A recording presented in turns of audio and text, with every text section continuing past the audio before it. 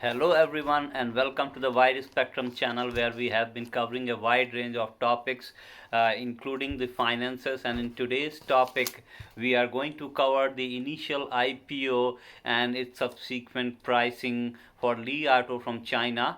The Li Auto is riding the wave of the EV vehicles that many of them are seeing very positive results, including Tesla and NIO, the two most important closely followed up shares. So the Auto IPO went public this Thursday yesterday at $11.5 at price, and they issued a 1.1 billion dollars of they raised 1.1 billion dollars from this IPO.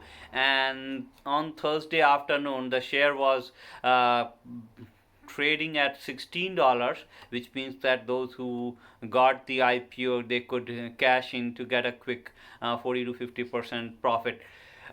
From here now that the IPO has been, the process has been over, it's time to analyze its pricing and its with respect to especially the company's net sales and all these things. So the most recent quarterly data that we have is the first quarter of 2020, which I believe is going to be January 1st to March 31st. We had the Lee reported a sales of $120 million, and looking at it into probably that figure was a little bit affected by the coronavirus effect. So I would assume that it should be easy for Li Auto to easily cross $200 million, if not more.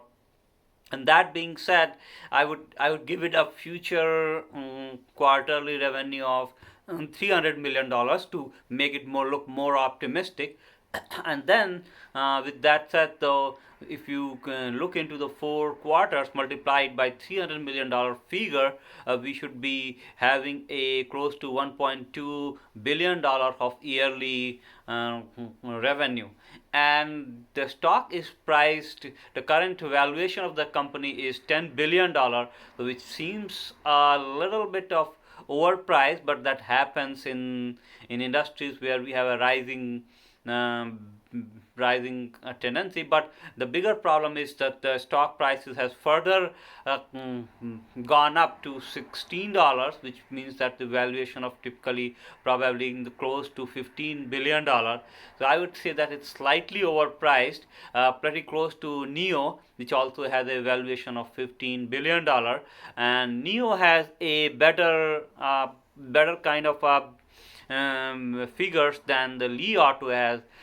For example, in most recent quarter, it has a $400 million of revenue, and it keeps growing. So if you plan to acquire Lee at this price point, you must also consider Neo as well. My personal thinking is Neo is already a little bit of overpriced, so Lee is even more overpriced than that, and probably you will have to wait a little bit to for the prices to settle down close to the IPO or maybe even lower, and then maybe mark an entry to this stock. Currently, in my opinion, it's slightly overpriced and it's a little bit of a risky affair.